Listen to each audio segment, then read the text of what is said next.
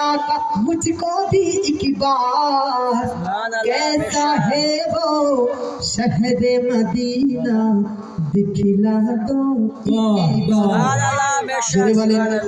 बुलवालो तैबा में आका बुलवालो तैबा में आका बुलवालो तैबा में आका मुझको भी एक बार कैसा है वो शहर मदीना दिखला दो एक बार আল্লাহর নবী নূরের ছবি নবীদের সরদার ও গো নবী ও গো নবী শহরে মদিনা দেখিয়ে দাও একবার সুবহানাল্লাহ আল্লাহর নবী নূরের ছবি নবীদের সরদার ও গো নবী শহরে মদিনা দেখিয়ে দাও একবার इसी ने बताया उसी ने बताया शहर मदीना कैसा है इसी ने बताया उसी ने बताया शहर मदीना कैसा है हाजी বলেছে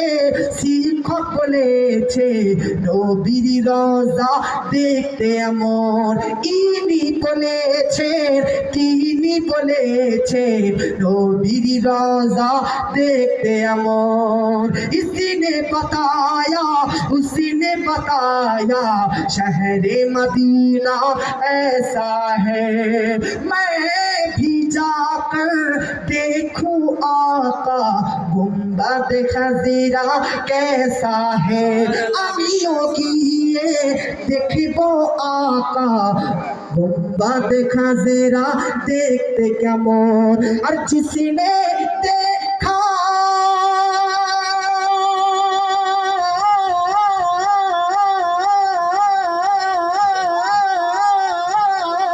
जिसने देखा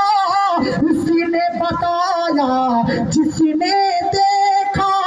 उसने बताया खुलते परी के जैसा है जिसने देखा उसने बताया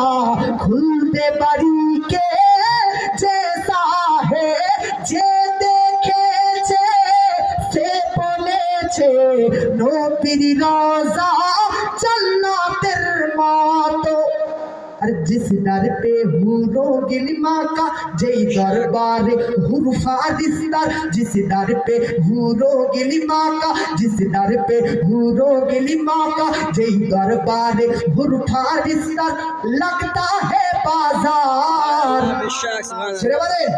कैसा है वो शहर मदीना दिखला दो एक बार আপনাদের মনে হচ্ছে মাইন্ডটা ফ্রেশ নাই নেই গো হ্যাঁ চাষবাসের কাজ একটু বেশি চাপ চলছে নাকি কাজ ভালো চলছে কি না তো মনে হচ্ছে আপনারা সব মন মরা হয়ে আছেন বাড়িতে বোর সঙ্গে ঝগড়া করে এসছেন নাকি মাশাআল্লাহ ঝগড়াও কেউ করে আসেননি সব ভালো বউ পেয়েছেন তো আবার ঝগড়া কেন হবে নাকি মাশাআল্লাহ একবার হাত ধরে বলুন তো ইয়া রাসূলুল্লাহ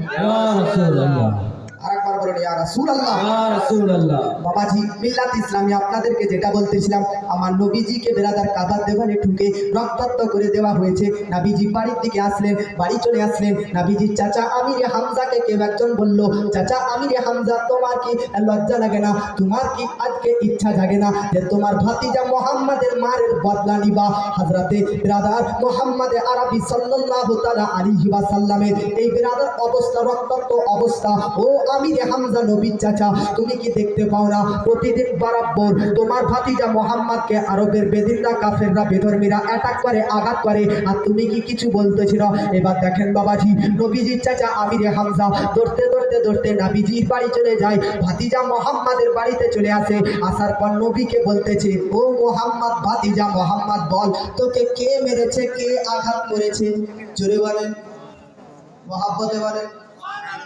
আমার নবী বলতেছে চাচা অমুক গ্রামের অমুক গোত্রের অমুক গোষ্ঠীর অমুক বংশের অমুক ব্যক্তি আমাকে আঘাত করেছে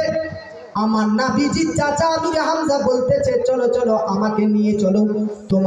তোমাকে যে মেরেছে তার কাছে নিয়ে আসো। বাবাজি নবীজি চাচা আমির হামজাকে সঙ্গে করে নিয়ে যান। এবার দেখেন বাবাজি নবীজির চাচাকে নিয়ে যখন সঙ্গে নিয়ে যায়, ওই বেদিনের বাড়িতে নবীজি ঠক ঠক করে আওয়াজ দেয়, লক করে। তো বেদিন বেরিয়ে আসে, নাবিজির চাচাকে প্রথমে দেখতে পায়নি, নাবিকে দেখা মাত্র বলতেছে হে মোহাম্মদ তোমাকে মারলাম, আবার কি মার খেতে চলে এসেছো? কিন্তু ব্রাদার নবীজির চাচা পেছনে ছিল, চাচা এবার আগিয়ে আসলো, এবার বলতেছে কি মারবি, এবার মেরে দেখাতো। বাজে আমার ওই বেধর্মী নবীর চাচা আমির হামজাকে দেখা মাত্র থরথর করে কাঁপতে লেগেছে। কেন? কারণ মক্কার প্রত্যেকটা ব্যক্তি নবীজির চাচা আমির হামজাকে ভয় করত। তাই বাবাজি নবীজি সাল্লাল্লাহু আলাইহি ওয়াসাল্লামকে এবার নবীজির চাচা আমির হামজা নবীকে বলতেছে ও ভাতিজা মুহাম্মদ, এবার তুমি ফুল বর্ণনা দাও, কিভাবে তোমাকে আঘাত করেছে এই বেদির, কিভাবে কয়বার মাথা ঠুকেছে এই বেদির, কয়বার তোমাকে মাথা ঠুকেছে বলো।